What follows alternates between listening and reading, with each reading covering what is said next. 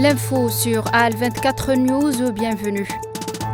L'Algérie a réitéré hier son engagement vers la résolution appelant à un cessez-le-feu immédiat, permanent et durable à Gaza, apportant son soutien aux efforts visant à assurer la mise en œuvre effective et diligente de cette résolution du Conseil de sécurité. Par la suite, l'Algérie a demandé la convocation d'une réunion publique d'urgence au Conseil de sécurité pour mardi prochain, consacrée au dernier massacre sioniste perpétré contre une école abritant des déplacés dans la bande de Gaza et qui a fait plus de 100 martyrs.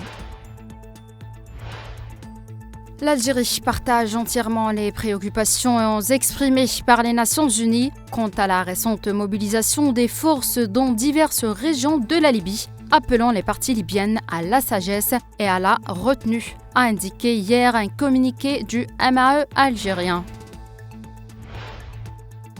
Au Royaume-Uni, une semaine marquée par une réponse judiciaire très ferme, avec des centaines de comparutions et des premières condamnations, ainsi que par une première vague de rassemblements antiracistes mercredi. De nouvelles manifestations ont eu lieu hier dans de nombreuses villes pour dénoncer les récentes violences xénophobes et islamophobes.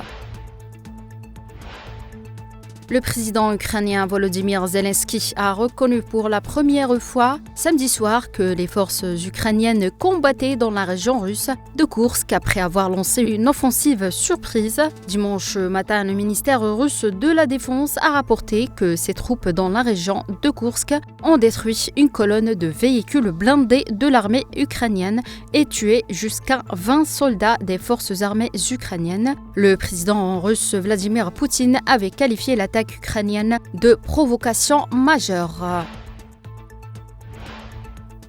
Et enfin, en Turquie, les autorités turques ont annoncé hier soir le déblocage de la plateforme Instagram dont elles privaient d'accès à des dizaines de millions d'abonnés depuis 9 jours.